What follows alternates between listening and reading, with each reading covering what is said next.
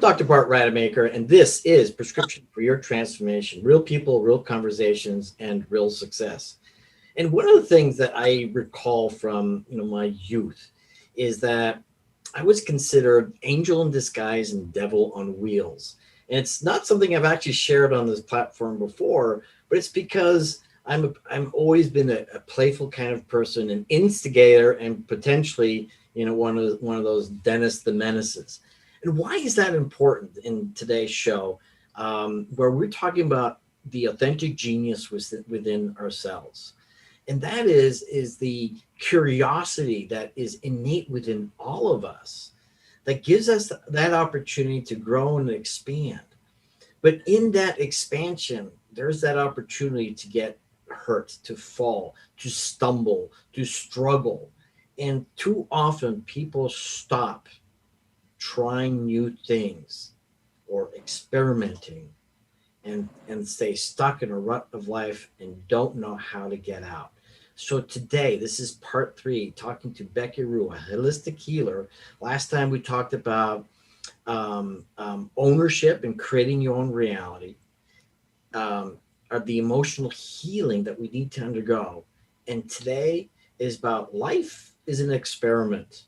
Go out and play. Becki, thank you so much for joining me. No, thank you for having me. So tell us, I love to hear your whole background of experimenting and playing. I share with you mine.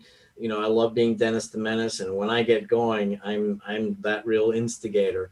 But tell us about your perspective, because this is about your authentic voice to help others discover, how they can begin to experiment in their own lives, what it takes to Yeah. do that, and just to go out and play.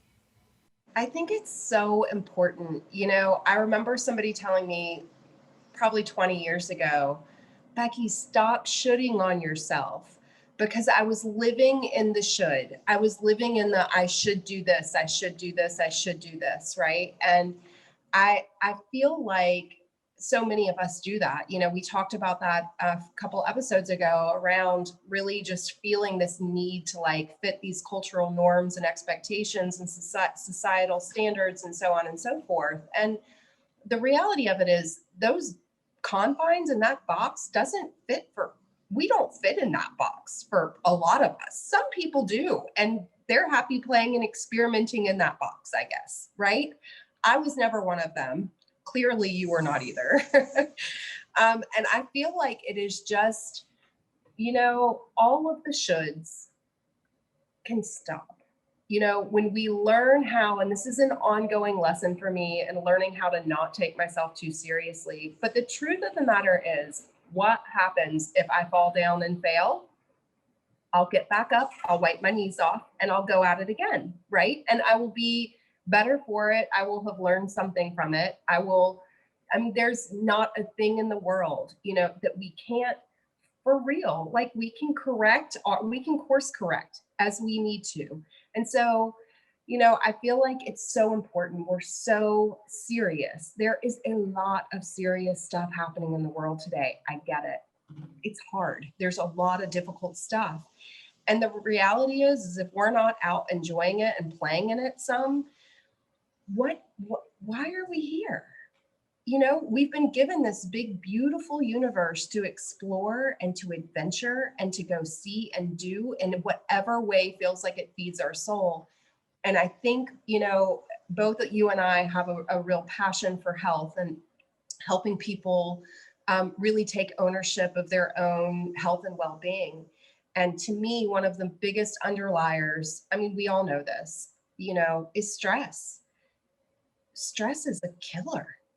And what we consider fun and play in our culture and in our society oftentimes involves things that aren't that much fun, like aren't really that good for us, right? Everybody's out drinking at the bar and doing whatever. And that's like, that's someone's sense of adventure and play. And to me, learning how to really tap into what brings us joy, whatever that looks like. For me, a lot of my play involves solo time at the beach, right? Really, really quiet. But that's for me. That is playing for me.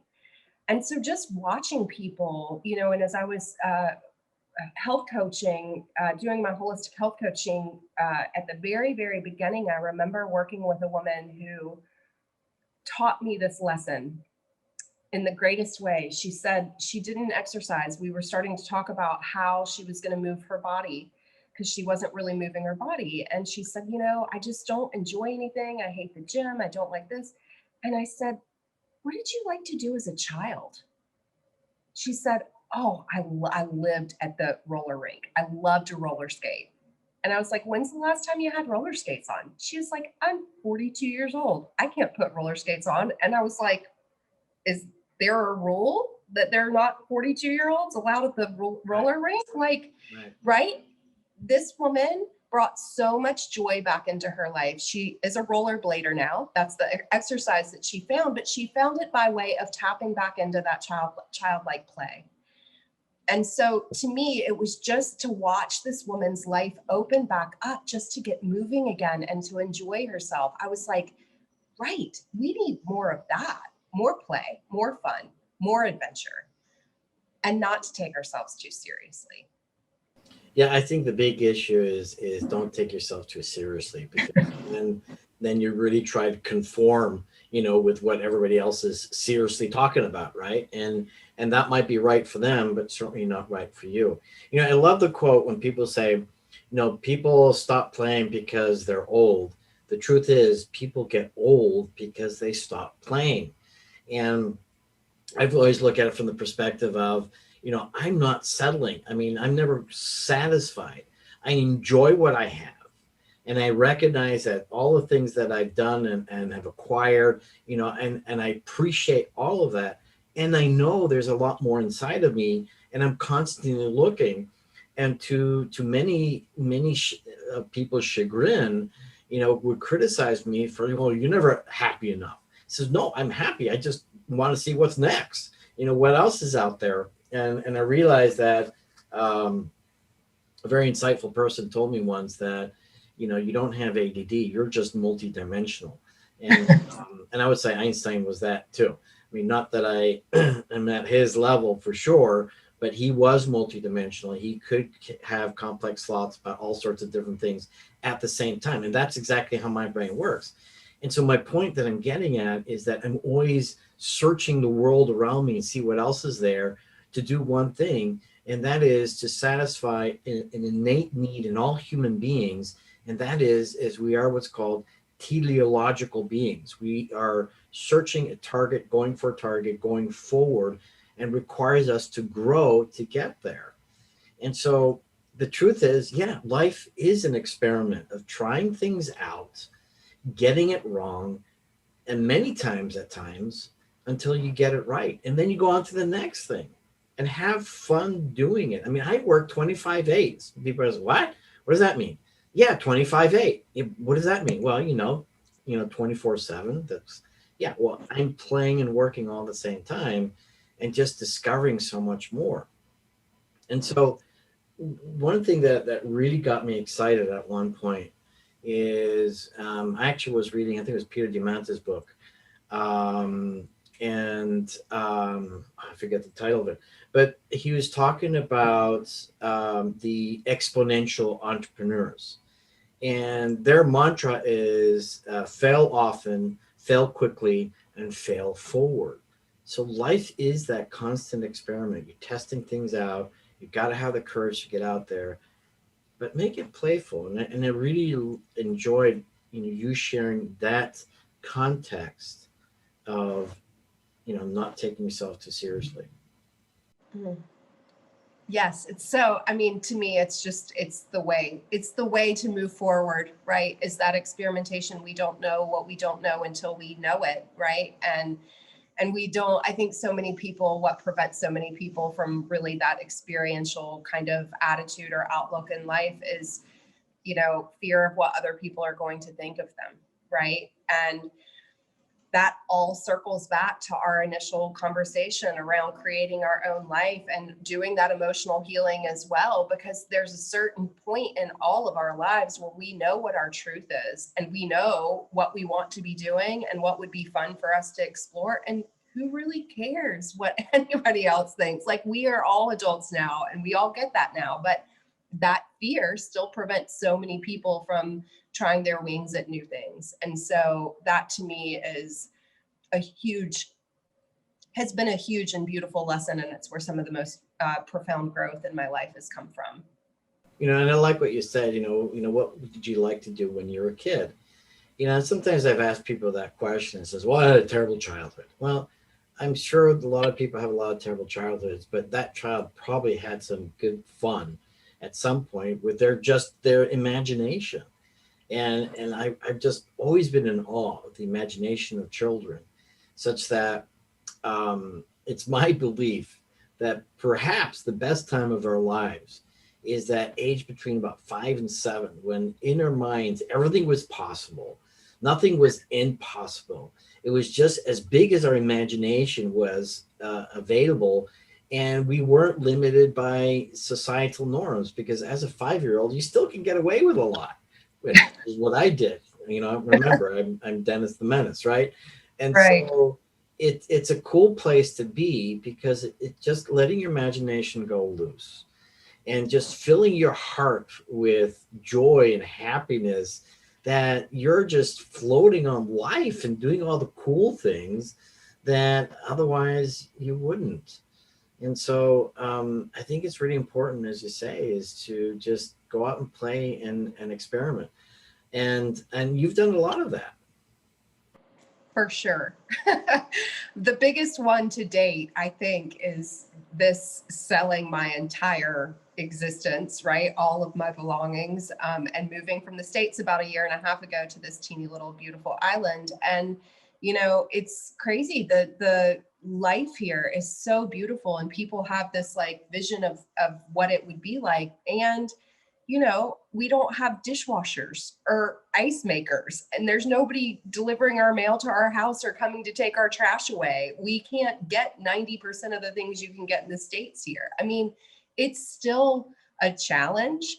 It's a totally different way of life, and I absolutely love it. And it's taken some time to really integrate into it and to get to a place where I'm like, no, this is the life that I choose. I want this simple, beautiful life. But people, when I started talking about moving here, everybody was like, you can't just up and move to an island. And I'm like, well, Why sure not? you can.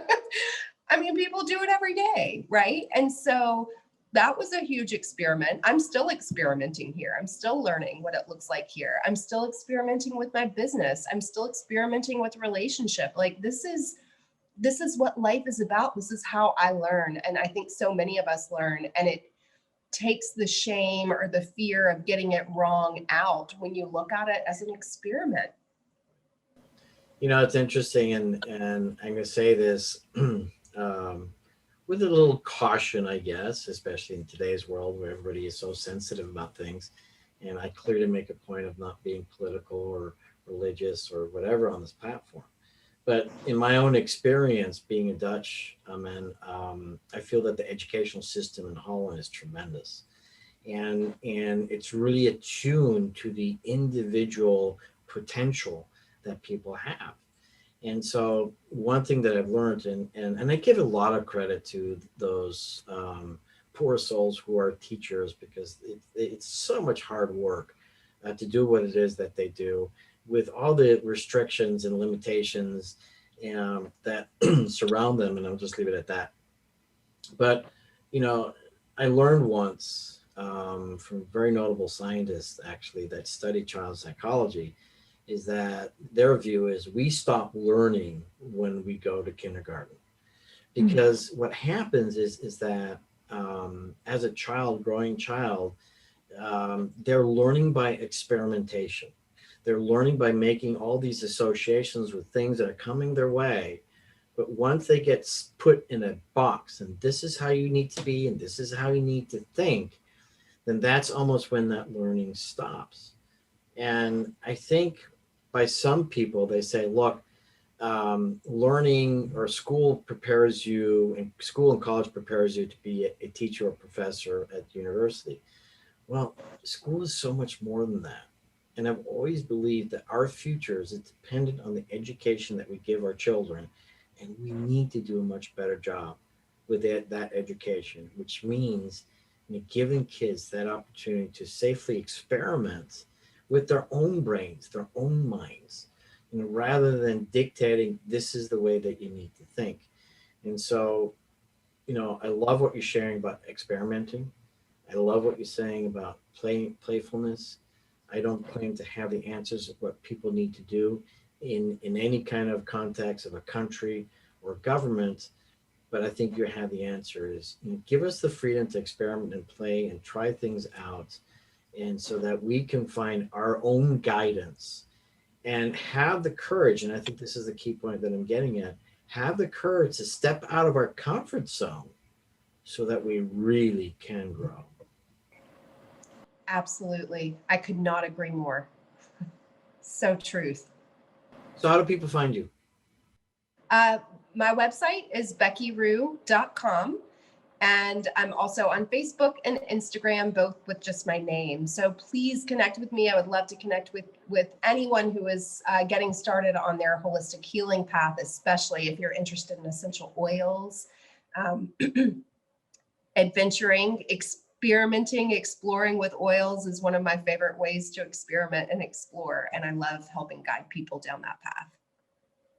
I want to thank you for this mini series in 3 parts. Simply because you and I are on a very similar journey is into helping others get access to their own healing powers so that they can become the best version of themselves. I mean, we've got close to 7 billion people, I think it's 7, maybe 8 billion people, I forget the number now, on this planet. And we all deserve our own uniqueness. We all deserve our own way of looking at the world that suits us the best.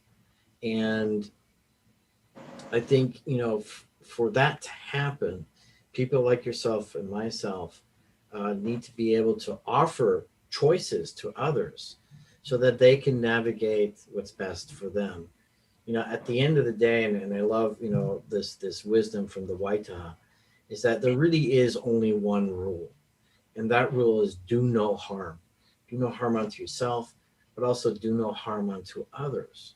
And if we can just respect that maxim and then allow people like yourself, myself, and all the other wonderful people that I've had on this platform just to speak their truth, it's up to you whether you choose it or not. Not right, not wrong, or indifferent, but we have to have that ability to hear what other people are saying and offering so that we can make a conscious choice for ourselves.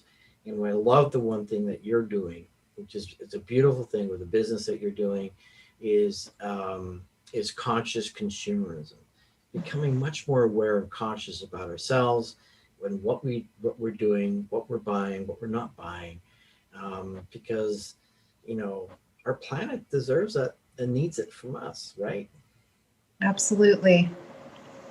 All right, Becki, I want to thank you once again. I'm Dr. Bart Rademacher, and this is Prescription for Your Transformation: Real People, Real Conversations, and Real Success, bringing to you those authentic voices on this platform so that you can decide for yourself, is this true for me as well? Can I relate to this? And is this something that I want to incorporate in my own life? Everybody has their own different view and perspective. And that's the beautiful thing about life, is that it's exactly that difference that helps us and teaches us to move forward in the way that we didn't know where to go before. So thank you, and I'll be back. Thanks for joining us on another episode of Dr. Rademacher's Prescription for Your Transformation. Continue the path towards discovering your own authentic genius by tuning in next time for more real conversations with real people.